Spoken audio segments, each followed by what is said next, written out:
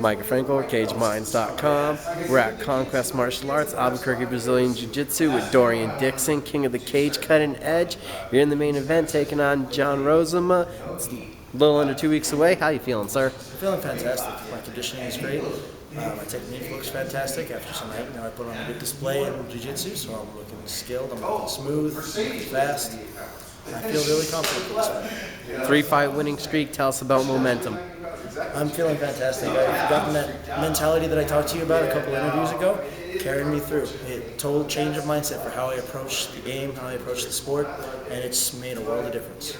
So being a little more selfisher, thinking a little more about being a prize fighter, where have you taken that mindset and that mentality from now? How has it grown? It's grown in a self-identity sort of way. I play the sport because it's what I do. I'm a martial artist. I've been a martial artist all my life. This is the game I play.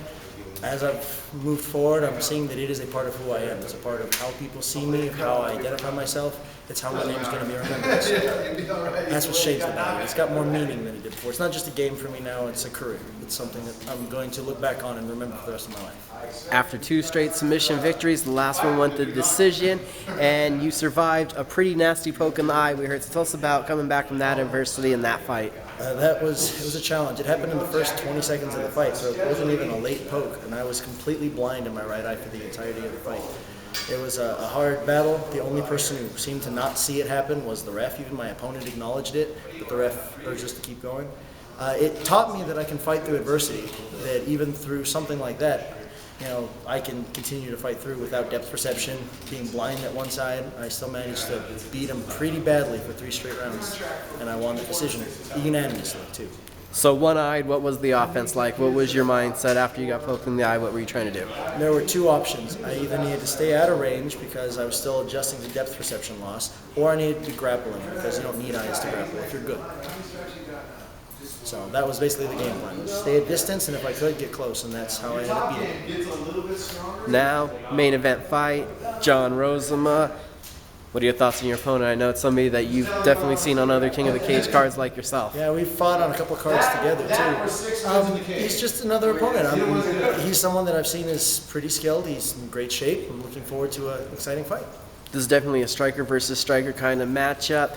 How many guys have you taken on? I'm thinking John might have a little bit of a length advantage. I'm not quite sure. I have no idea. If so, it's going to be slight. He's obviously not a full head taller than me or anything crazy like that. That's one good thing about our weight classes, fighting at the same weight. Other than that, he's just another fighter. When I step in, I'll do what I always do. We train assuming that he's going to be the best striker I've fought so far, assume he's going to be the best ground fighter I've fought so far, and we go from there. And now, what's been going on with you? What's working at the UFC gym been doing to translate into completing you as an athlete? So one huge thing, and this ties in, I've been learning about business, is if you want to succeed in anything, you have to surround yourself with people who are successful.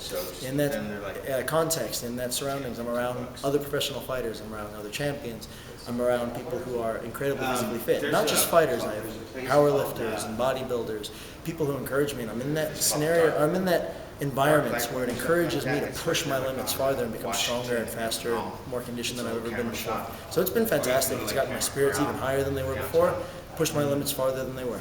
We've talked about your new mindset, new mentality. Has that led to any new feelings when it comes time to fight or fight week or leading up into the preparation?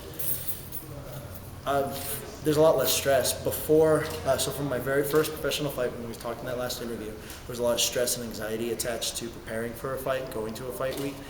But as I've got that confidence and I understand this is what I do and this is all I do, it's comfort. This is what I do. I train for this every single day, and there's nothing to be anxious about.